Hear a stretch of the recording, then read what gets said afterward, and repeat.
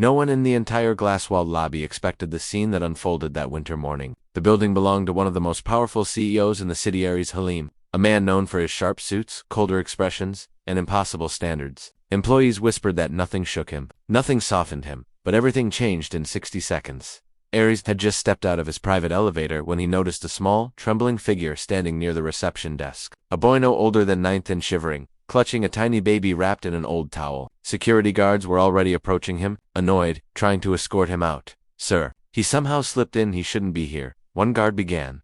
Before the guard could finish, the boy stepped forward, tears clinging to his eyelashes. "Sir, please." His voice broke. "My baby sister? She's freezing. I don't know where else to go." Aries didn't move at first. He simply stared at the boy's cracked lips, the baby's bluish fingertips, the wind whipping through the open doors behind them. The winter storm outside was brutal.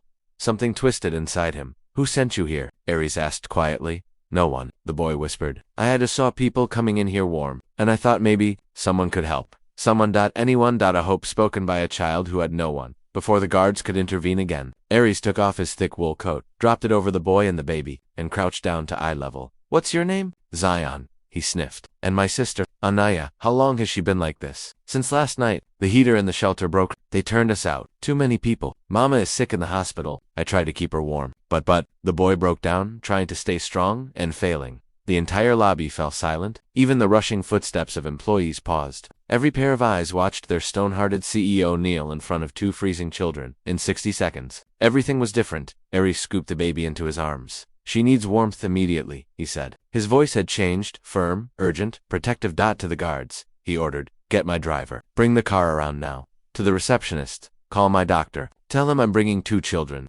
To the boy, "You're coming with me." Zayan blinked. You're not angry?" "Why would I be angry?" Aries asked, wrapping an arm around the shivering child. "Most people get angry," Zayan whispered. "They said I was bothering rich people." Aries froze for a moment. Something painful flashed across his eyes, something old, buried deep.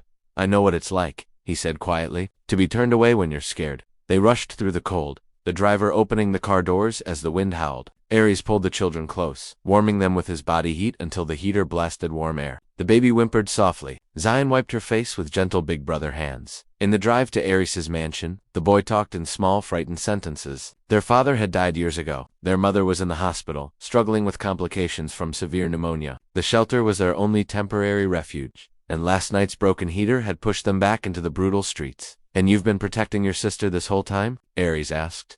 Zayan nodded weakly. "Mama says I'm the man of the house now." Aries swallowed hard. The words hit him like a punch. "Not anymore," he said. "You're a child, and no child should have to carry that weight." At the mansion, staff rushed over. The doctor treated the baby immediately, warming her, checking her vitals, giving her medicine for early hypothermia. When Anaaya finally breathed steadily, Zayan collapsed on the couch in relief. Aries sat beside him. "You did everything you could," he said softly. "But it wasn't enough," the boy cried. "You saved her life," Aries replied. "You found help. That takes courage." For a moment, the aura of the intimidating CEO melted completely, and for the first time in years, he told someone the truth, how he, too, had grown up poor, abandoned by family, pushed out into the cold until he learned to survive. But somewhere along the way, in building his empire, he had forgotten what it felt like to need kindness. "You reminded me," he said quietly. Over the next days, Aries stayed with them, arranging for their mother's proper treatment, bringing nutrition, warmth, and hope back into their lives. He visited Anaaya daily, carefully holding her tiny hand. He taught Zayan how to read better, helped him with homework, and introduced him to hobbies like drawing and puzzles. The employees were stunned. Every day they saw a gentler man walk into the office, a baby's toy sometimes peeking out of his bag, or a child's crayon mark on his shirt sleeve. When their mother recovered enough to learn the truth, that a stranger had saved her children, she insisted on thanking Aries personally. Tears streamed down her face as she held her children close. "I have nothing to offer you in return," she whispered. "You don't need to," Aries replied. "They've already given me something I didn't know I lost." "What?" "A reason to feel human again." Aries helped them move into a safe apartment, ensured Zayan attended a good school, paid for Anaaya's long-term health needs, and visited them regularly. The mansion staff joked that he smiled more now in a single week than he had in 10 years, and as winter faded into spring, Zayan wrote something for his school assignment. "The world has cold people and warm people, but sometimes the coldest man just needs a child to show him how to be warm again." Aries framed the paper. He kept it in his office. A reminder of the day to freezing children, thawed the frozen heart of a CEO in just 60 seconds.